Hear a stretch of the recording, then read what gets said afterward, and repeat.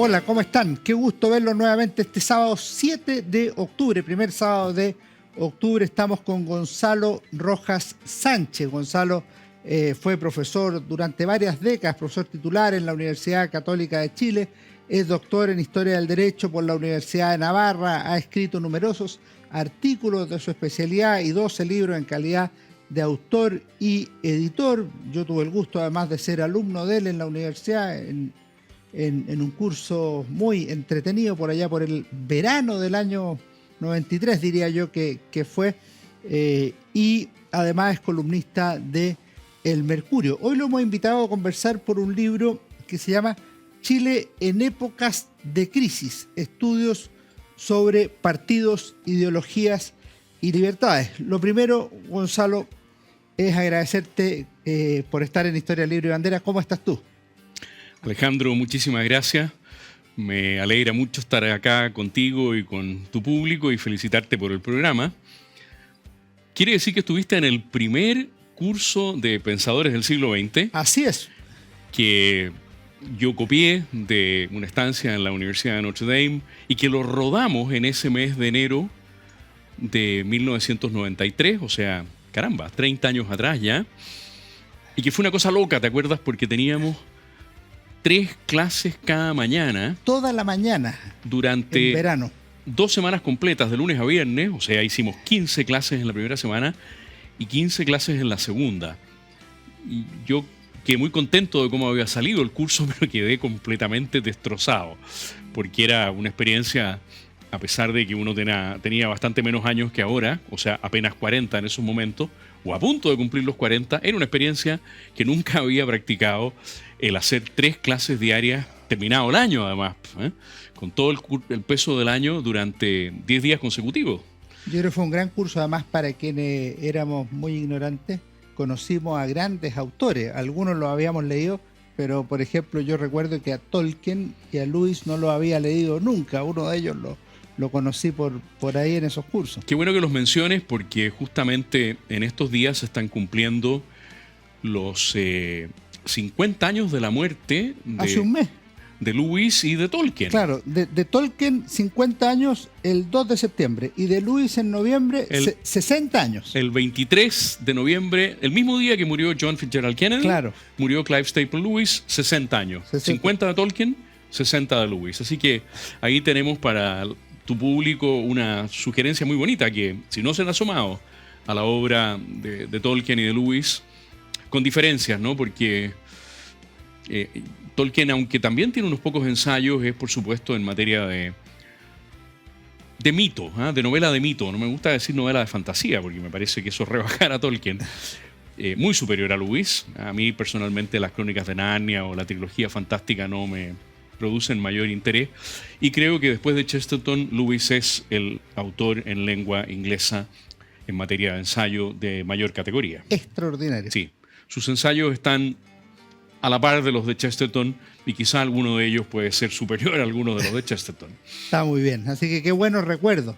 Fue en Campo Oriente de la Universidad Católica. Sí, en esas salas naranja, quizá en la misma sala en la que Jaime Guzmán hizo su última clase. No estoy seguro de eso, puede haber sido la N14 o una cosa era así. La sala que estaba casi inmediatamente entrando saliendo al pasillo a la derecha. Claro, es que de la Facultad de Derecho. Tengo la idea que en esa sala era a la derecha y a la izquierda al tiro. No estoy seguro, pero tengo la idea que en esa sala Jaime Guzmán hizo su última clase el 1 de abril del año 91, o sea, 2 años antes de que nosotros estuviéramos ahí. Algo hablaremos de Jaime Guzmán. Gonzalo, te quería preguntar para comenzar este libro, Chile en épocas de crisis, ¿cómo lo pensaste, cómo lo organizaste y por qué lo transformaste en libro? Porque estos son varios artículos que fuiste haciendo a través del tiempo, pero tienen una lógica. Primera parte, para entender a Chile. Segunda parte, para proteger a Chile. Tercera parte, para liberar a Chile. Bueno, primero darte las gracias porque tú fuiste quien le abrió a ese libro una posibilidad editorial, así que muy agradecido también por eso. Cuando uno escribe esos artículos que también se llaman monografías, piensa que en realidad se llaman monografías porque lo va a leer una sola persona. No porque sean artículos sobre un solo tema, sino porque van a tener muy poquitos lectores. Van a parar, como tú sabes, porque has escrito tantos de esos, a revistas especializadas. o son una conferencia que uno escribe y después publica en algún libro de ensayos porque no tiene el aparato crítico necesario para ser considerado un paper académico, una monografía académica. Pero el número de lectores de esos artículos es muy bajo. Yo no soy de las personas que se anda fijando si es citado o no es citado. No tengo ni idea el número de citas que puede haber de un trabajo mío en el año. Hay gente que tú sabes que en el mundo científico vive de esto. Se usa. Uy, cuántas citas hicieron de este trabajo y figura en todas partes. Cuando uno entra a buscar un libro, figura cuántas citas.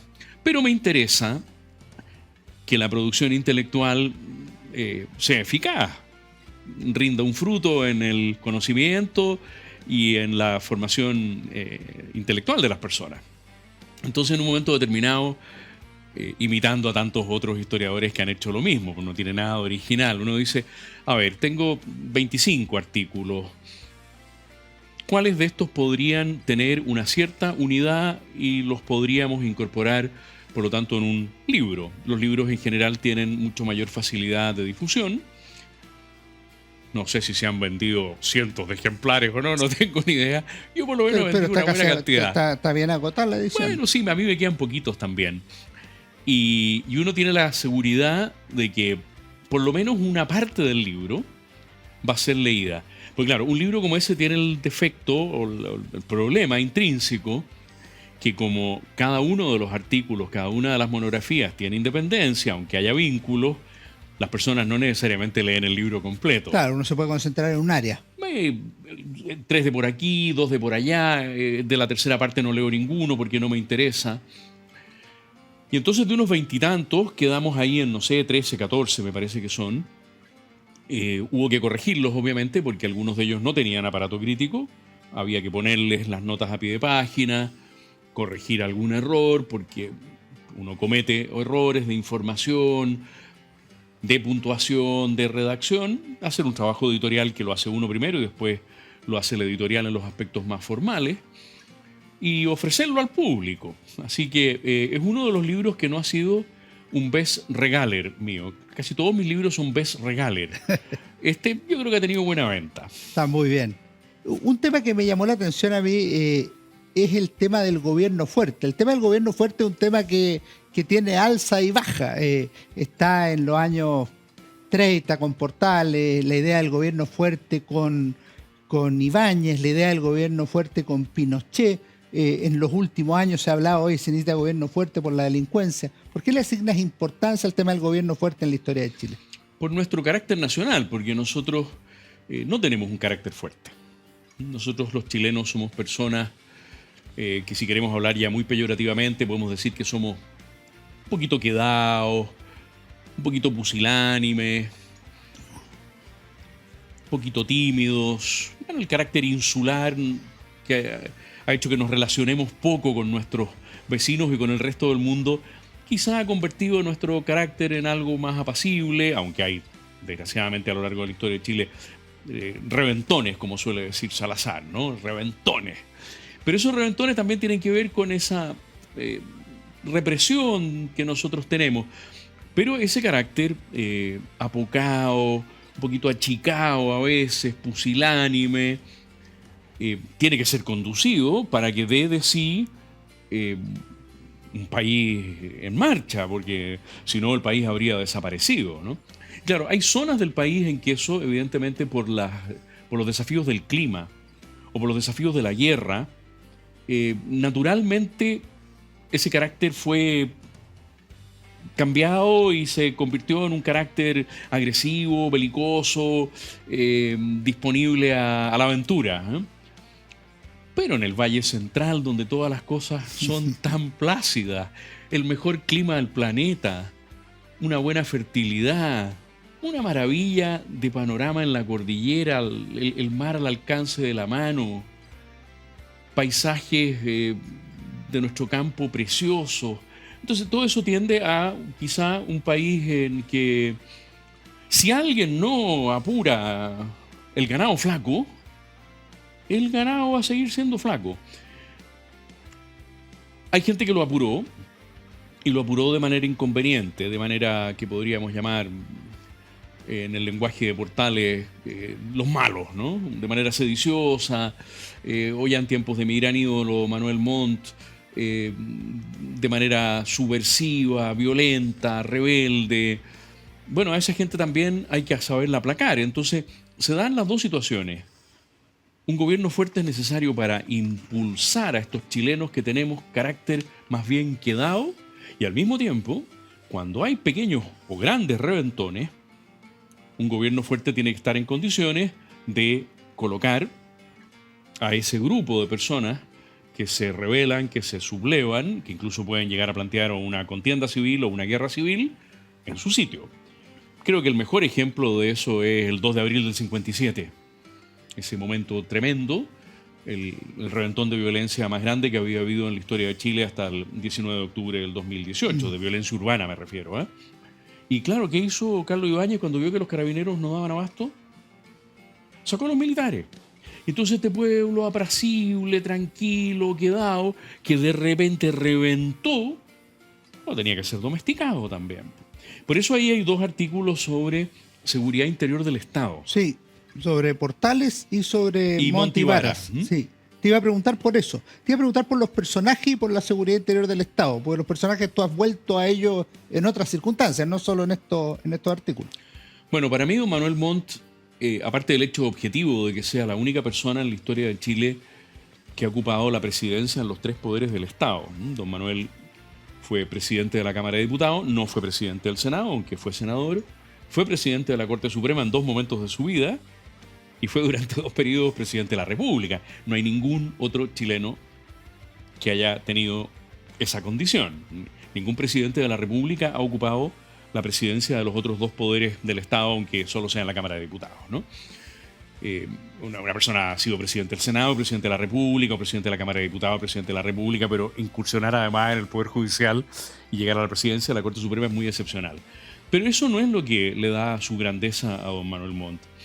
Lo que me parece que le da su grandeza es que él es el verdadero Diego Portales. O sea, don Diego murió a los 44 años. Y en cierto modo, la elección que él había hecho de estos jóvenes, don Manuel viene de un pequeño lugar hoy día con enormes problemas de agua. Se llama Petorca. Un lugar... Y además, si hoy Petorca es un pequeño lugar en la República, imaginémonos lo que era a comienzos del siglo XIX. Portales se fija en él. Y se da esta circunstancia que quizá en otros momentos de la historia también se ha dado, aunque yo no soy capaz de hacer una analogía, de que un hombre que muere ha podido trasladar su concepción del Chile que tiene que ser a un hombre joven en plena vitalidad. Me parece que don Manuel es del año 8. Me parece que es de 1808. Por lo tanto, cuando Portales muere, don Manuel tiene 29 años. Es un jovencito, aunque en esa época tener 29 años era muy importante. Y él lleva a la plenitud la vitalidad de Diego Portales, ya muerto 14 años antes de que él asuma la presidencia de la República, el año 51. Entonces yo lo admiro porque él encarna lo mejor de la concepción portaliana y lo hace además con una coherencia de vida. Y siempre es bonito usar esta palabra de vida en los dos sentidos, de corrido y con B larga y separada y con B corta. Coherencia de la vida, de vida con B corta. Y de deber. Y de vida, o sea, lo que un gobernante le debe a su país, coherencia. Y eso, desgraciadamente, en tantas oportunidades en la historia de Chile no lo hemos visto. Coherencia. Don Manuel era un hombre muy austero, padre de una familia numerosa, padre de un futuro presidente de la República. Pedro Montt. De don Pedro, un hombre muy exigente, considerado por sus contemporáneos un poco tosco, un poco terco, quizá ahí el gen catalán se hizo presente, pero un gobernante de una simplicidad en la búsqueda de sus objetivos, orden y progreso. Es curioso que sea el mismo lema de la bandera del Brasil. De la bandera de Brasil. Orden y progreso. No es posible que las libertades... Y el lema del movimiento conservador de los años 30, 40, Él es el 50. verdadero conservador, aunque se oponga a aquellos que se van a autodenominar conservadores a partir de la cuestión del sacristán, ¿no es cierto? Pero para mí hay dos grandes conservadores en el siglo XIX. El otro es mi biografiado, don Manuel José Irarrázaval. Son para mí las dos figuras distintos entre sí en muchas cosas. Don Manuel José no quiso ser nunca candidato a la presidencia de la República, aunque en dos oportunidades se lo ofrecieron. Fue ministro del Interior y de ahí para abajo podríamos decir todos los cargos y todas las posiciones que uno puede imaginar por el sentido de servicio público que él tenía. Pero un carácter muy distinto, mucho más retraído todavía que don Manuel Montt. Tanto que algún parlamentario liberal se refirió a él porque guardaba silencio habitualmente en su primera etapa como diputado, como un burro con plata. Y fue, no sé si don Abdón Cifuentes o don Zorobabel Rodríguez a decirle: oiga, don Manuel José, dicen que usted es un burro con plata. ¿Quién dijo eso? Fulano de tal. Ah, dijo él. Y de ahí en adelante no le paró la lengua. Bueno, no por defender su honra, sino porque quizá entendió que debía desplegar su... En una era de oratoria, además. Bueno, yo he sacado la cuenta, es muy fácil, la gente me dice, pero ¿cómo dedica ese tiempo a una tontería así? No, pues si basta con leer una página en voz alta de las sesiones de la Cámara de Diputados, del Senado, y multiplicarlo por el número de páginas de un discurso. Discursos de 4 horas, de 5 horas. Como no había límite... Claro, no había clausura de debate. No se clausuraba el debate, no había límite al número de indicaciones que se le podían hacer a los proyectos de ley. Entonces una persona, un buen orador, y los había, se despachaba con 3, con 4, con 5 horas. Después de eso, solamente Fidel Castro. Vamos a volver a conversar. Estamos conversando con Gonzalo Rojas, profesor universitario, Chile en épocas de crisis. Volvemos en un minuto. No se vayan en Historia, Libros y Bandera. En nuestra obra Historia de Chile 1960-2010 de la Universidad San Sebastián encontrarás un análisis sobre la crisis y ruptura de la democracia chilena antes de 1973, la creación de un nuevo orden institucional y la democratización y desarrollo del país en las últimas décadas. Conoce más en uss.cl. En CMPC llevamos un largo camino fortaleciendo nuestro trabajo, lo que nos ha permitido desarrollar distintas iniciativas junto a comunidades, por ejemplo, con la recuperación de un árbol extinto o el restablecimiento de agua potable en zonas rurales, la conexión del turismo y cultura a través de una sola ruta, o también el desarrollo de envases reciclables y amigables con el medio ambiente. Son esos y otros desafíos los que hoy nos permiten creer en el valor de las soluciones inspiradas en la naturaleza. CMPC, creando valor natural. Conoce más en cmpc.com. Seguimos conversando con Gonzalo Rojas en Historia, Libros y Bandera este primer sábado de octubre de 2023. Gonzalo, te quería preguntar ahora sobre el siglo XX, ir avanzando, y me llama la atención que tú comienzas con un tema que es perfectamente internacional. Solo al final le dedicas un tiempo a casos chilenos, que es el tema de elementos de una concepción totalitaria. Esto perfectamente podría estar en otro libro, pero tú decidiste ponerlo en este. ¿Por qué le asignas relevancia a los elementos de una concepción totalitaria y qué vinculación podría tener con el caso chileno? Lo que pasa es que un día en el pasillo del segundo piso de Campo Oriente, ya que hemos hablado de Campo Oriente, los viejitos comenzamos a hablar de puras cosas, seamos historiadores o no, de puras cosas antiguas. Me paró Gonzalo Ibáñez Santamaría, que era profesor de la facultad en esos momentos. Profesor de Fundamentos Filosóficos. De Fundamentos Filosóficos.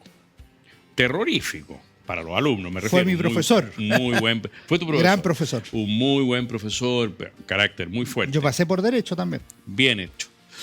Y me dijo: oye, ya que está vigente, yo acababa de volver de Pamplona, quizá debe haber sido el segundo semestre del año 80, ya que está vigente el artículo 8º, sí, tiene que haber sido en el segundo semestre porque la Constitución se aprobó el 11 de septiembre del 80, o a comienzo del 81, porque ya había entrado en vigencia. Comienzo del 81 tenía que haber sido entonces. ¿Por qué no escribe sobre cuáles son los elementos de una concepción totalitaria, que era una de las causales para que una organización pudiese ser declarada inconstitucional por el Tribunal Constitucional? Algunas de esas causales están trasladadas en la Constitución vigente al 1915, me parece. 1915, ¿no? Sobre partidos políticos. Y entonces yo, que venía recién llegando y que venía con todo el impulso de investigación, y uno en esa época todavía no había proyectos Fondesit demasiado desarrollados, no había una dirección de investigación que te pauteara en cierto sentido, que es lo que le interesa a la facultad. Éramos muy libres para... Dije, ya, pues voy a escribir esto. Y el artículo tiene 2 partes. ¿Tú te acordaste de la primera nomás? No, me acuerdo de la 2. La puedo decir. Está bien. Hay un movimiento nacionalista y el Partido Comunista. Exactamente. El artículo tiene 2 partes. Tiene pero primero mayoritariamente es lo otro. un estudio que podríamos llamar de historia de las ideas, ¿no? Donde uno va repasando con los grandes pensadores de teoría democrática el viejo problema de si es legítimo o no proscribir a un grupo totalitario, y para eso hay que saber qué es el totalitarismo.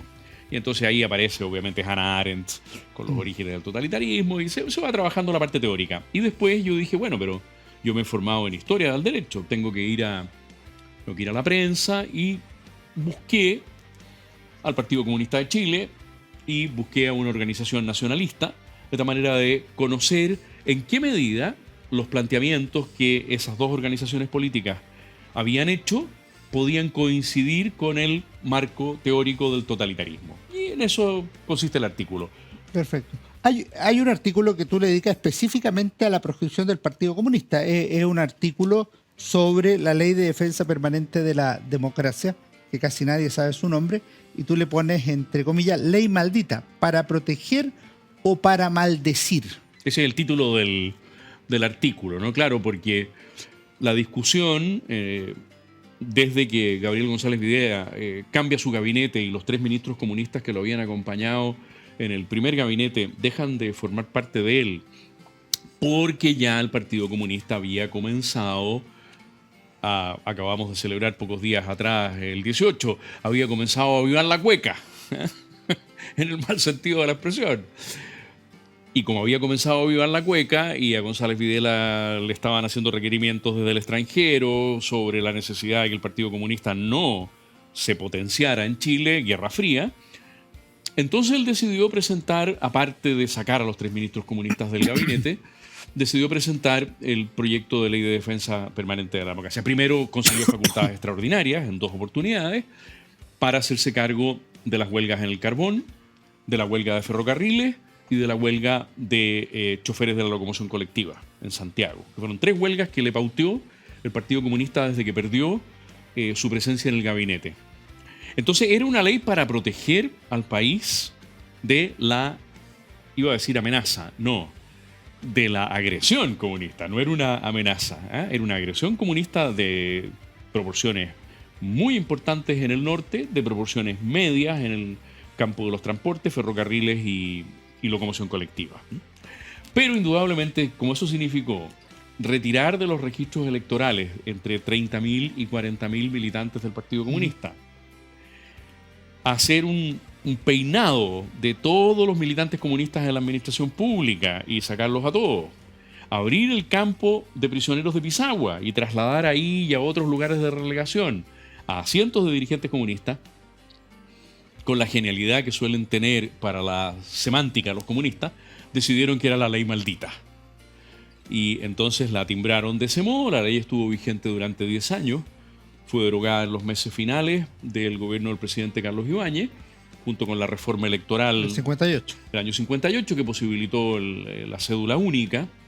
Y lo que es interesante es que cuando se promulga la ley de control de armas durante la Unidad Popular, tú acabas de sacar un libro sobre la Unidad Popular, así que lo sabes muy bien, Miguel Enríquez, el principal líder del MIR, su secretario general, llamó a la ley de control de armas nueva ley maldita.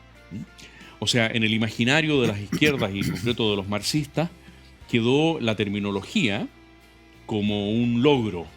Y Miguel Enríquez inmediatamente se dio cuenta que era muy importante para proteger el desarrollo de la distribución de armas. Andrés Pascal Allende ha sido sumamente explícito en cuanto a la distribución de armas del MIR, llamarla ley maldita a la ley de control de armas, que le permitió en los meses finales de la Unidad Popular a las Fuerzas Armadas hacer allanamiento.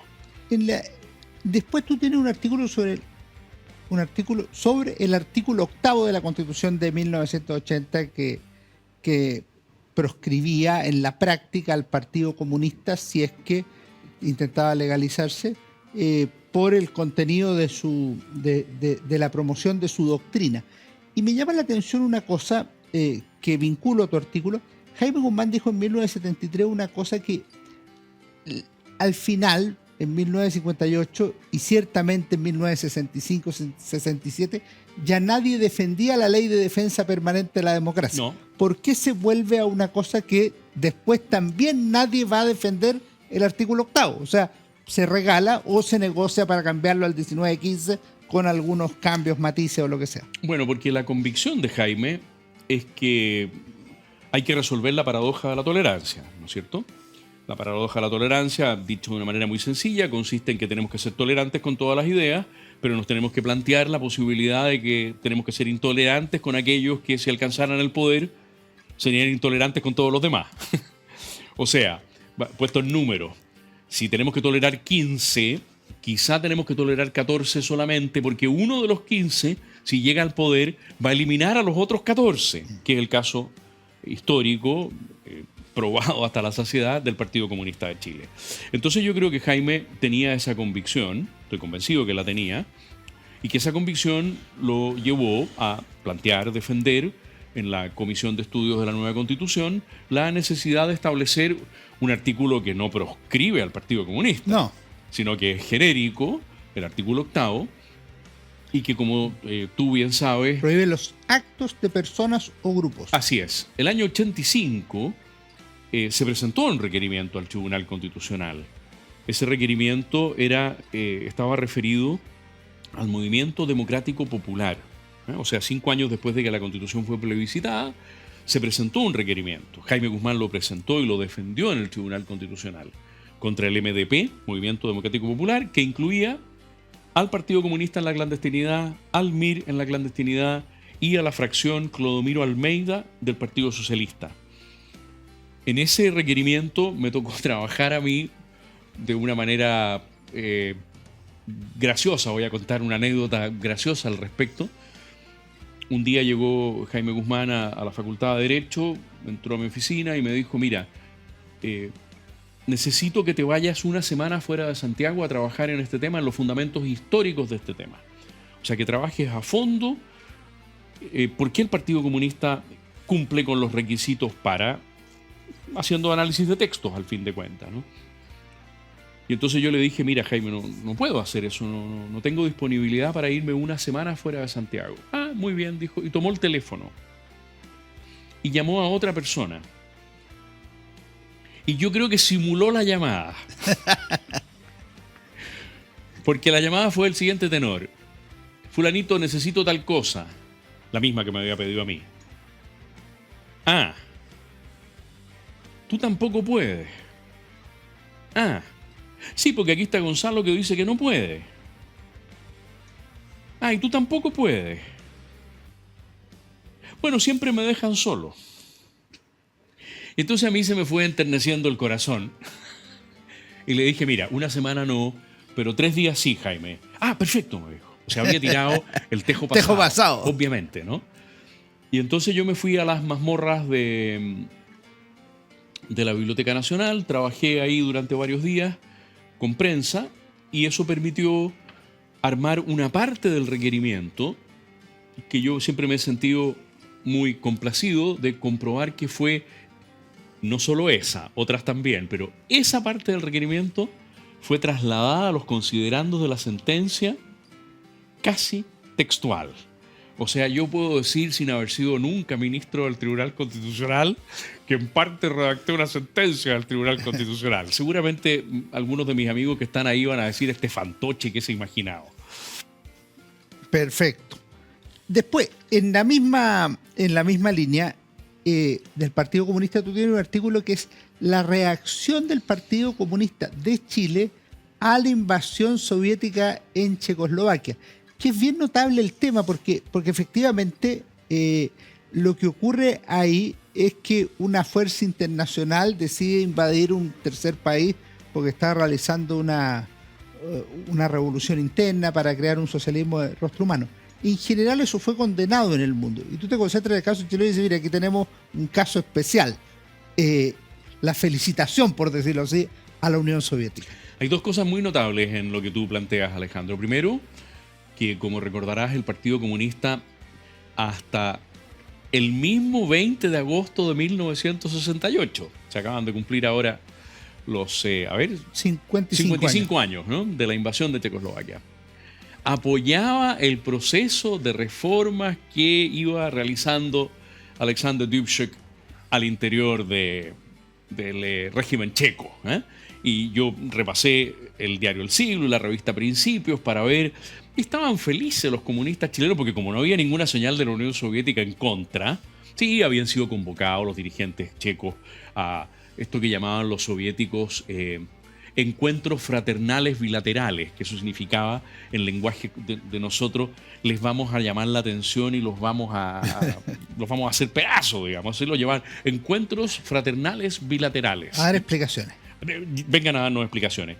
Pero todavía no había ninguna reacción oficial de la Unión Soviética, ni mucho menos ninguna señal de que se fuera a producir algo análogo de lo que había sucedido en Berlín el 53 y, para qué decir, en Budapest el 56.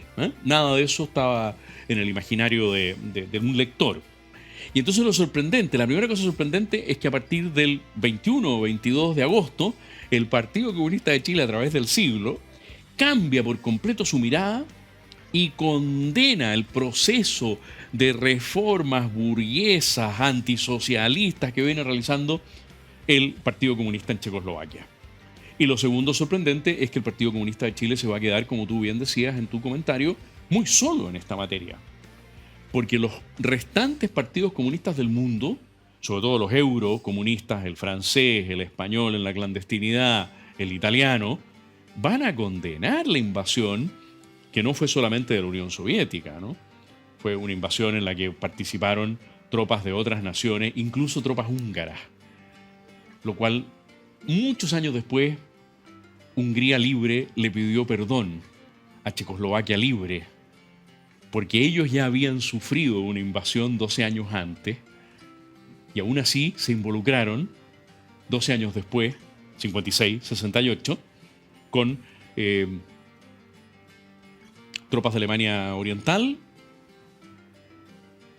búlgaras me parece, no estoy seguro, fueron 5 naciones las que invadieron Checoslovaquia. A propósito de Checoslovaquia, no me resisto a preguntarte, aunque sea 2 minutos, por Václav Havel. Yo sabía que si inducíamos la pregunta iba a caer hacia allá. Václav Havel, que yo diría que lo empecé a leer también en el curso de Pensadores. Bueno, él es una persona que yo admiro profundamente, también porque él fue capaz de ir superando en su vida ciertas debilidades, ciertas incoherencias, para terminar siendo un hombre muy ejemplar. En breve síntesis, un hombre que lo que quería era dedicarse a la dramaturgia, pero no lo dejaron estudiar Bellas Artes.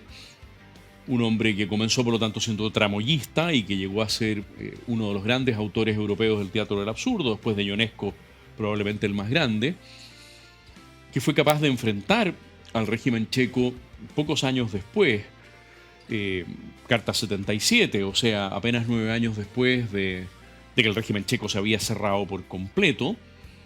Recomiendo ahí, Alejandro, una novela preciosa de una checa que se llama Dominika Deri y que se llama Los dulces de mi infancia.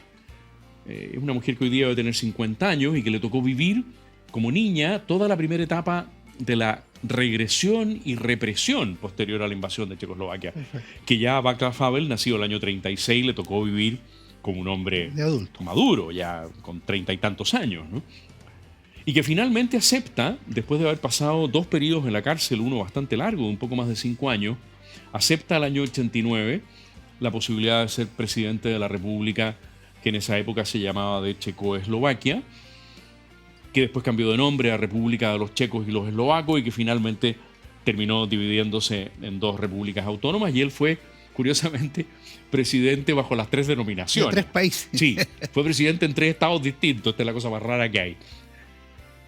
Un hombre que sacrificó toda su inclinación vocacional por el bien común. Yo voy a decir una cosa. lean a Václav Havel. Es realmente notable el pensamiento que hay sobre el sentido del poder, sobre el sentido del servicio público. Es realmente poder valioso. Igual servicio. Muy, muy valioso. Ese es su... Y para que el poder sea equivalente a un buen servicio, tiene que tener en el pensamiento, en la elaboración de una decisión, en la ejecución de la decisión y en la evaluación de la decisión, criterios morales. En los años 90 se publicaban 2 grandes revistas a Václav Havel, Atlántida y En Nuestro Tiempo. Muy buenos discursos del pensador y gobernante checo. Hacemos un pequeño alto y volvemos en un minuto en Historia, Libros y Bandera. En nuestra obra Historia de Chile 1960-2010 de la Universidad San Sebastián encontrarás un análisis sobre la crisis y ruptura de la democracia chilena antes de 1973, la creación de un nuevo orden institucional y la democratización y desarrollo del país en las últimas décadas. Conoce más en uss.cl. En CMPC llevamos un largo camino fortaleciendo nuestro trabajo, lo que nos ha permitido desarrollar distintas iniciativas junto a comunidades, por ejemplo, con la recuperación de un árbol extinto o el restablecimiento de agua potable en zonas rurales, la conexión del turismo y cultura a través de una sola ruta, o también el desarrollo de envases reciclables y amigables con el medio ambiente. Son esos y otros desafíos los que hoy nos permiten creer en el valor de las soluciones inspiradas en la naturaleza. CMPC, creando valor natural. Conoce más en cmpc.com.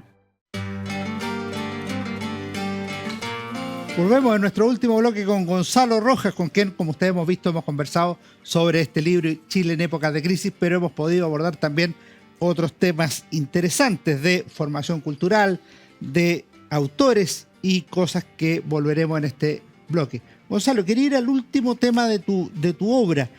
Hay 2 artículos sobre la unidad popular. Uno que me parece, quería partir por él, programa y candidato de la Unidad Popular. Hace casi un mes estuvimos con la conmemoración de los 50 años con distintas vías. Vamos al candidato y al programa. ¿Por qué enfatizan las 2 cosas? En la Unidad Popular se enfatizaba el programa más que el candidato. Porque tuve la sospecha de que Salvador Allende, en su enorme capacidad de asumir distintos personajes, no vamos a entrar en eso ahora porque nos desviaría de la pregunta, tuve la sospecha de que había asumido durante la campaña un personaje que era distinto de aquel que oficialmente la Unidad Popular quería que él asumiera. El personaje que la Unidad Popular quería que él asumiera era el de ejecutor de un programa de gobierno. Esa es una expresión de Bernardino Bravo, en que régimen yo de gobierno divulgo aquí, el ejecutor de un programa de gobierno. Y resulta que la sospecha no era infundada, ¿no? La sospecha encontró fundamento. Porque cuando uno va analizando todos los discursos, bueno, todos, no, en fin, hay algunos que no los tenemos, ¿no? Pero los discursos de campaña más importantes, Allende fue haciendo matices muy significativos respecto del programa. Hay temas que no le interesó tocar, porque sabía que eran particularmente sensibles en cuanto a captar electorado, y otros que los matizó, diría yo, deformándolos. los licuó. Sí. Por lo tanto, Allende, una vez más, se vistió de un personaje distinto del que se le pedía que fuera. Y así como había sido presidente de una organización para promover la subversión y la guerrilla en América, OLAS, y él mismo había acompañado a los guerrilleros que habían logrado escapar del desastre del Che en Bolivia, y los había acompañado hasta Tahití para que de ahí pudieran en un vuelo ir a París y de París volver a Cuba. Y por lo tanto había asumido el papel de un revolucionario prácticamente en armas. También sabía asumir el papel de presidente moderador de todas las opiniones en el Senado. Curiosamente, el mismo presidente del Senado que acompañó a los guerrilleros a Tahití era el presidente del Senado que le daba la palabra a todo el mundo.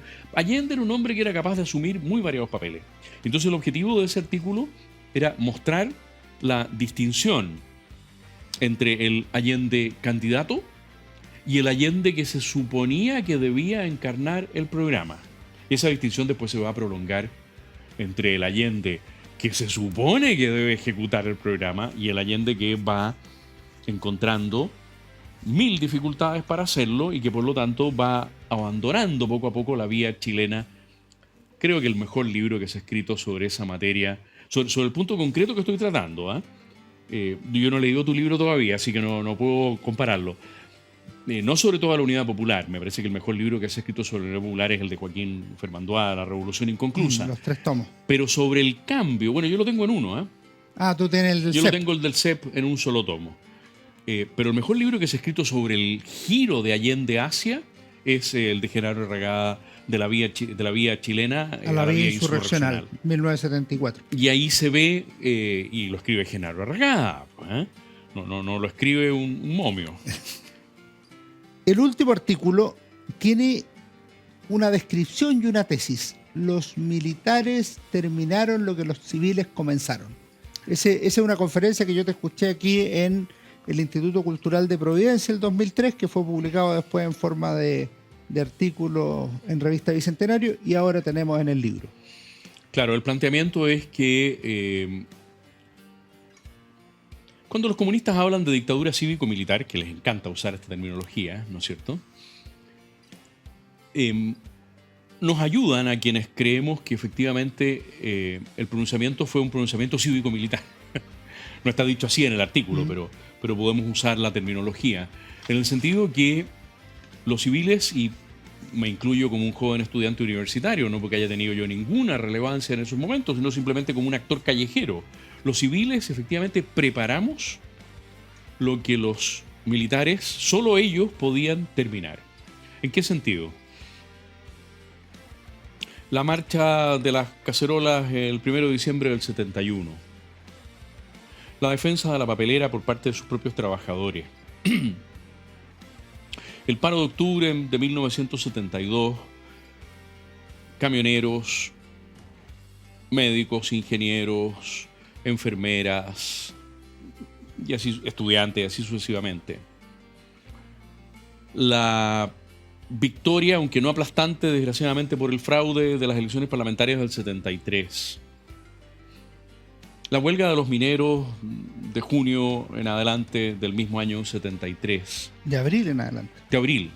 La del teniente. Parece que siempre considero junio porque es el momento que llegan a Santiago. Digamos, y ahí cierra el paro, pero estuvieron en mayo también con Frei Montalva y todo eso. Efectivamente, gracias por la corrección.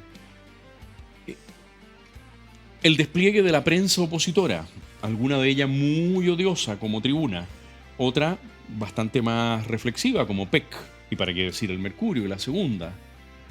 Y ahí el papel de las famosas periodistas.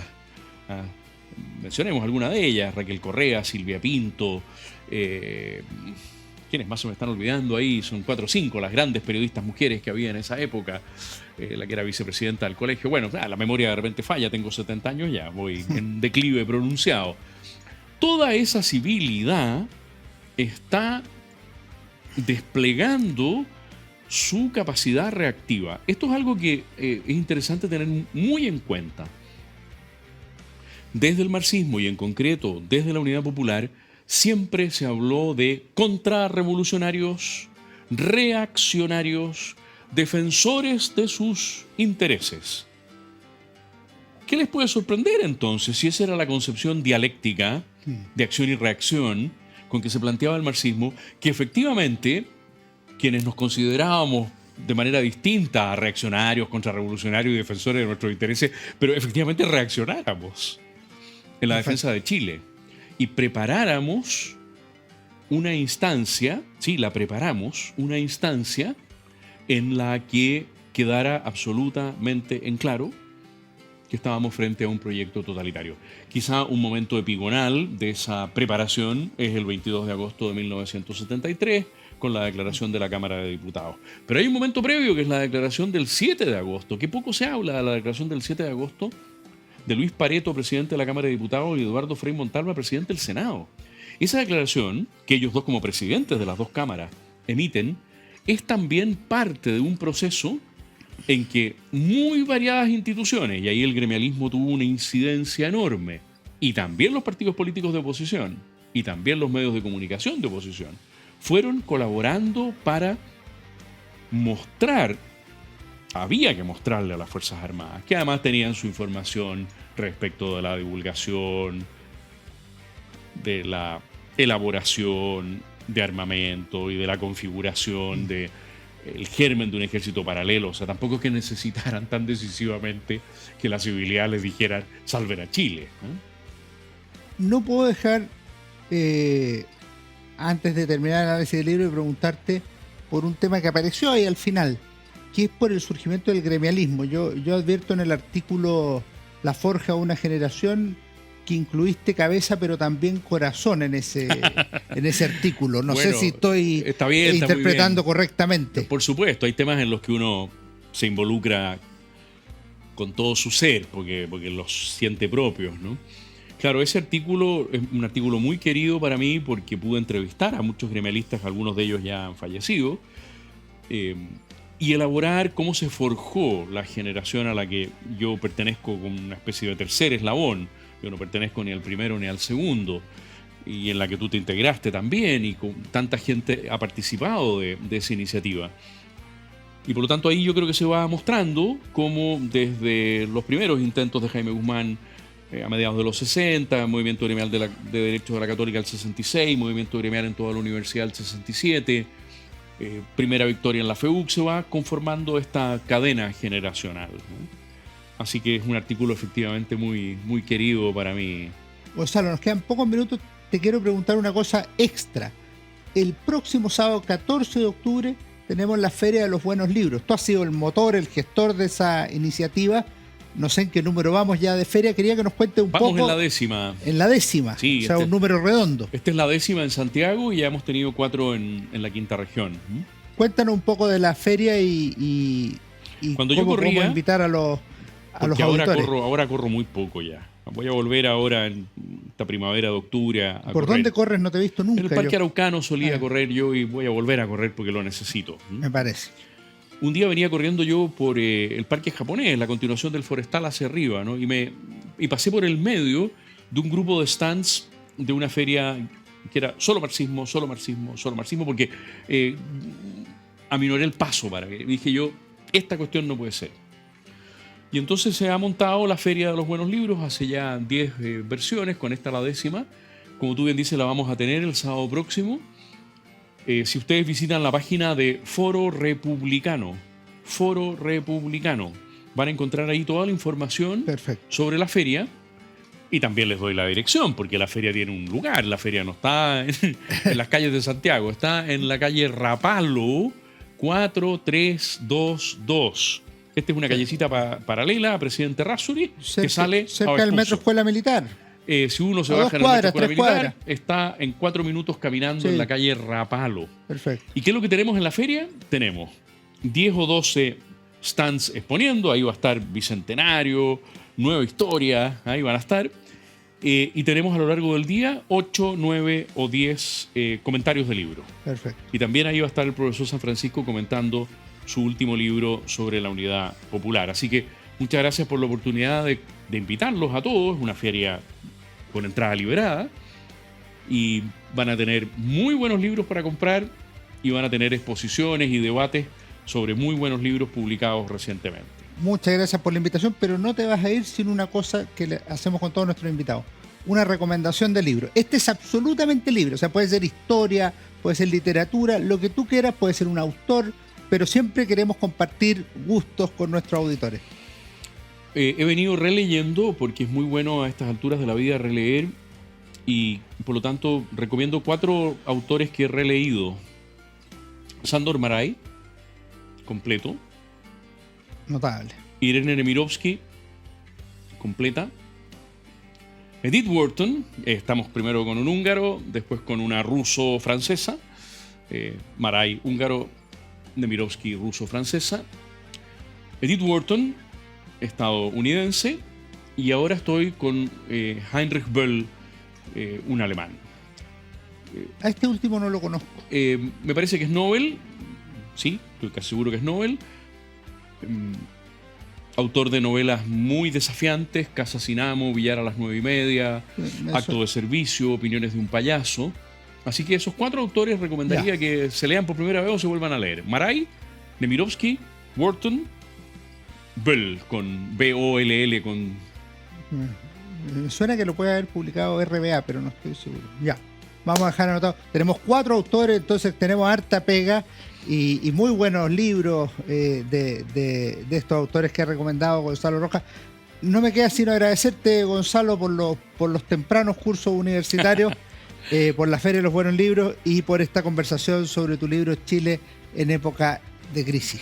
A ti, Alejandro, por la oportunidad, por tu amistad, por todo lo que me has ayudado en la difusión de la obra menor. Yo soy un historiador menor, no estoy en el Olimpo, pero la contribución que he tratado de hacer, tú has ayudado a que sea eficaz a lo mejor. Muchísimas gracias.